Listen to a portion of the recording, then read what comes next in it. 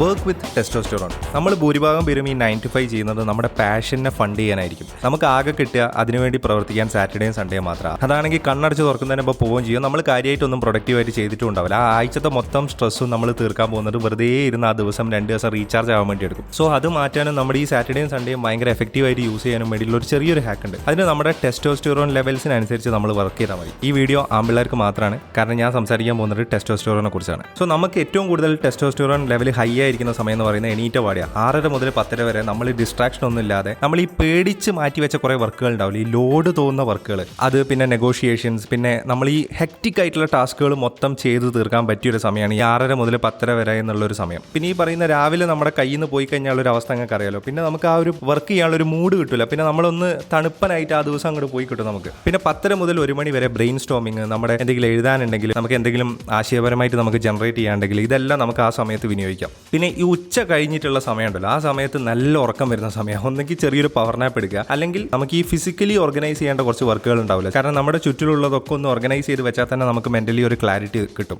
നമ്മൾ എഴുന്നേറ്റ് പോയി ചെയ്യേണ്ട പരിപാടികളൊക്കെ ആ സമയത്ത് ചെയ്യാം. വൈകുന്നേരത്തിനോടനുബന്ധിച്ച് ഈ 3 മണി മുതൽ 5 മണി വരെയുള്ള സമയം ഉണ്ടല്ലോ, ആ സമയത്ത് നമ്മൾ പിന്നെ ഒന്നും കൂടി ഉണരും. ഒരു ചായയോ കാപ്പിയോ കുടിച്ച് കഴിഞ്ഞാൽ ഒരു ഉണർവ് കിട്ടും. ആ സമയത്ത് നമ്മൾ എന്ത് ചെയ്യണമെന്ന് വെച്ച് കഴിഞ്ഞാൽ, നമ്മൾ ഈ രാവിലെ 10:30 മുതൽ 1 മണി വരെ നമ്മൾ ഈ ബ്രെയിൻ സ്റ്റോം ചെയ്ത് വെച്ചതും കാറ്റഗറൈസ് ചെയ്തതും പ്ലാൻ ചെയ്തതുമായിട്ടുള്ള കാര്യങ്ങൾ ഉണ്ടാവില്ല, അത് ഓൺ ഹാൻഡ് എക്സിക്യൂട്ട് ചെയ്യാം. ഈ 5 തൊട്ട് 8 മണി വരെ എന്നുള്ള സമയം നമുക്ക് പ്രത്യേകിച്ച് ക്രിയേറ്റീവായിട്ട് ഒന്നും ചെയ്യാൻ പറ്റില്ല. കാരണം നമ്മൾ ആ സമയത്ത് ഭയങ്കര ഡള്ളായിരിക്കും. ആ സമയത്ത് ചെയ്യാൻ പറ്റിയ പ്രവൃത്തി എന്താണെന്ന് വെച്ച് കഴിഞ്ഞാൽ വെയിറ്റ് ട്രെയിനിങ്, എന്തെങ്കിലും സ്പോർട്സ്, നടക്കാൻ പോവുക, നമുക്ക് നമ്മുടെ ബോഡി ഷാർപ്പൺ ചെയ്ത് വെക്കാൻ പറ്റിയൊരു സമയമാണ്. ഇത് ചെയ്യുന്നതിനുള്ള ഗുണം എന്താണെന്ന് വെച്ച് കഴിഞ്ഞാൽ, ഈ വർക്കൗട്ട് ചെയ്യുമ്പോൾ നമുക്ക് ചെറിയൊരു സ്പൈക്ക് കിട്ടുകയും ചെയ്യും ടെസ്റ്റോസ്റ്റെറോണിൽ. സോ അത് കഴിഞ്ഞ് നമ്മൾ ഈ തിരിച്ചെത്തി കഴിഞ്ഞാൽ ഒരു 10 മണി വരെ നമുക്ക് പിന്നെയും കുറച്ചൊരു ഉണർവുള്ളൊരു സമയം കിട്ടും. ആ സമയത്ത് നമുക്ക് ഈ പറഞ്ഞ സംഭവങ്ങളൊക്കെ ഒന്നും കൂടി അനലൈസ് ചെയ്യാം. എന്തെങ്കിലും പെൻഡിങ് ഉണ്ടെങ്കിൽ ആ സമയത്ത് ഇരുന്ന് തീർക്കാം. ഇതെല്ലാം കഴിയുമ്പോഴത്തേക്കുണ്ടല്ലോ ടെസ്റ്റോസ്റ്റെറോൺ ഏകദേശം തീർന്നു കിട്ടും. ആ രാത്രി ആകുന്ന സമയത്ത് നമുക്ക് നല്ല ക്ഷീണം വരും. നമ്മൾ ഈ രാത്രി 3 മണി വരെ ഉണർന്നിരുന്ന് മോട്ടിവേഷൻ കിട്ടേണ്ട ഒരു അവസ്ഥ നമുക്ക് ഉണ്ടാവില്ല. സുഖമായിട്ട് നമ്മൾ കിടന്നുറങ്ങും ആ സമയത്ത്. ആ ക്ഷീണം കൊണ്ട് രാവിലെ ഇതേപോലെ നല്ല ഉണർവോട് കൂടി എഴുന്നേൽക്കുകയും ചെയ്യും. നേരെ മറിച്ച് ഈ പറയുന്ന സംഭവങ്ങളൊന്നും ചെയ്തില്ല എന്ന് വെച്ച് കഴിഞ്ഞാൽ ഈ 10 മണിക്ക് ശേഷം നമുക്കൊരു പ്രത്യേക മോട്ടിവേഷൻ വരും. അതായത് ജീവിതത്തിൽ എന്തെങ്കിലുമൊക്കെ ചെയ്യണം, എന്തെങ്കിലുമൊക്കെ സാധിക്കണം എന്ന് പറഞ്ഞിട്ട്. സോ ആ സമയത്ത് നമുക്ക്